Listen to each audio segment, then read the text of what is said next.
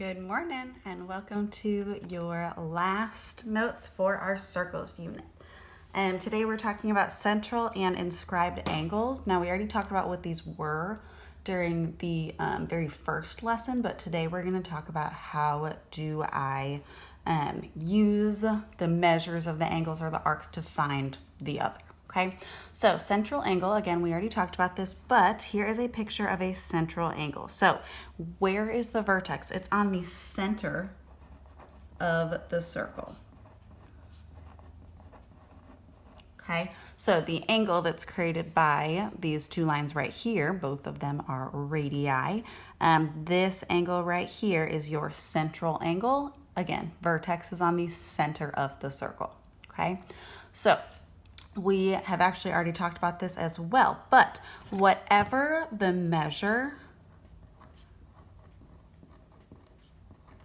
of the angle here is going to be equal to the measure of the arc. So let's say, for example, that this angle is, I don't know, let's say 20 degrees. Then that means that the arc on the outside from here to here is also going to measure 20 degrees. Okay, now for an inscribed angle, you can see we have a picture of it right here. So here is my angle. For an inscribed angle, the vertex of my angle is on the edge of the circle. Okay, so this rule, property equation is going to be a little bit different. This angle right here is not equal to the arc right here. The measure of the angle is half of the measure of the arc. Okay, so whatever that angle here is always going to be half of what this arc is. All right, now we could also say the other way. If I do 2 times the measure of the angle, that would be equal to the measure of the arc. Okay, I know that's kind of weird notation, but this angle here is either half of that, or I could double this to get to that. It's the same thing. Okay, so again, let's do an example. Let's say I get that this angle right here is 15 degrees. Okay, the arc is not going to be 15 degrees. This arc is going to be double what the angle is, or the angle is half of what this arc is. So it would have to be 30 degrees. Okay, so again, recap. For a central angle, the measure of the angle and the arc are equal. For the inscribed angle, the angle is half of the arc, or other way around, the angle is double the arc. So we're going to look at some examples. This is going to involve some algebra, some solving. We just have to remember the different equations for both of these types. So in our first example, well, for all of these, we want to find the value of x and y if it's there. So in A, we have the angle is the vertex is on the center, so we're looking at a central angle.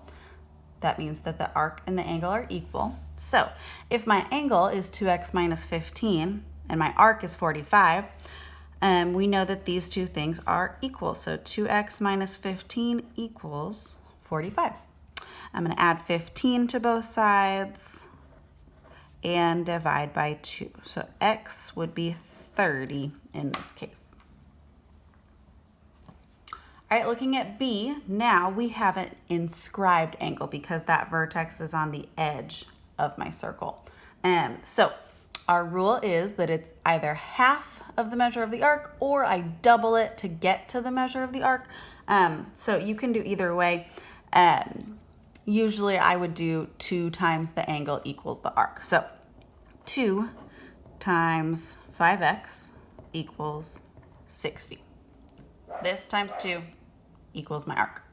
All right, so solve that. 10x equals 60, which means that x equals 6. Okay, so this one is a little bit trickier. We have to use what we know about those inscribed angles in order to solve this question, okay? So if I look at this inscribed angle, I know that this one doesn't have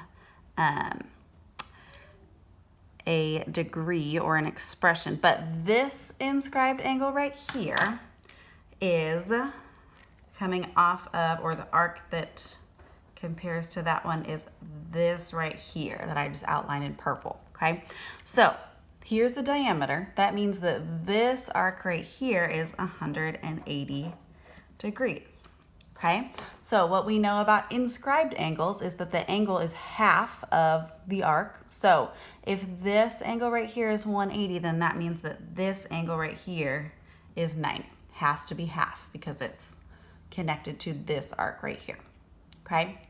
So then we're gonna use what we know about triangles right here. We know that a triangle has to add up to 180 degrees. So I'm gonna add all this up. 3x plus 2 plus x plus 90 equals 180. So from here, we'll just go ahead and we'll solve this. 4x plus 92 equals 180. 4x equals 88, and x equals 22. Okay, a little bit more tricky, but again, all we have to remember is if I have an inscribed angle, it's always half of what that arc is. All right, and then part D, we have x and y in this. So let's say, first of all, I'm looking at x, okay? So x is an inscribed angle because its vertex is on the center, or sorry, on the edge of the circle. And here are the two sides of my angle, okay? So if we look, the arc that connects those two sides of my angle is this one right here, and that says that it's 30 degrees. Okay, so the rule is double the angle is the arc, or half of the arc is the angle. So if that x is connected to that arc that is 30, then x would have to be half of 30, which would give me 15 degrees. All right, and then let's say I look at y. Again, it's an inscribed angle because my vertex is on the edge. Here's my angle y. If I look, this also is connected to that 30-degree arc. So I know that this picture looks a little bit weird, but y is also half of 30, so y would also be 15 degrees. Okay, example 2, it says in circle E, the measure of angle AEN is 18 degrees. Fill that in right here. So this angle right here is 18. JN is a diameter. Okay, and then the measure of angle JES is 90 degrees. Put my little right angle symbol there. Okay, so we're gonna just go through and find each of these. So the measure of arc AN, okay, this arc right here. All right, if I look, this angle right here, AEN, is my central angle because the vertex is on the center. So the angle and the arc should be equal. So if this angle is 18, then that arc should be 18 as well. Okay. All right, the measure of arc JA. So from here all the way around to here. Okay, so I'm really only needing to look at half of my circle here because it says that JN was the diameter. So all the way from J all the way around to N would be 180. Now we already know that this part is 18, so all I need to do in order to get JA is 180 minus 18, and that will give me everything that's left right here. Okay, so it's going to be 162 degrees. Okay, the measure of arc JS, all right, well, that one is the arc with the inscribed angle of 90, so this is also going to be 90 degrees. Okay, and then the measure of arc JAS, so we're going all the way from J all the way around here to S. Okay, So I know that all the way around my circle is 360.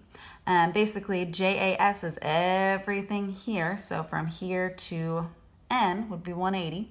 And then this part would also have to be 90 since these two have to add up to 180. Okay, so I have the 180 from J to N, and then I have the 90 from N to S. So add those together this time and get to 70. All right, and finally our third one, in circle C, we're gonna find the measure of angle ACB and ADB, okay? So what we've got in here from A to D is 145, and then from B to D is also 145, okay? So we know this entire part of my circle, okay? Now there's only one section that we don't know how many degrees that is. So again, I know that my full circle is 360 minus, if I take away both of those 145s, that's gonna give me how many degrees is it from A to B. So let's see what that is first. 70, okay? So from A to B, that is going to be 70 degrees. That arc is 70, okay? Now, the first thing we need to find is the measure of angle ACB, which is this angle right here. That is a central angle. We know that that is equal to the arc. So ACB is going to be 70 degrees. All right, and then we need to find the measure of angle ADB. So that is from A to D to B is this angle right here. That's an inscribed angle. Vertex is on the edge of my circle. So remember, the inscribed angle is always half of my arc. So ADB is going to be 35 degrees.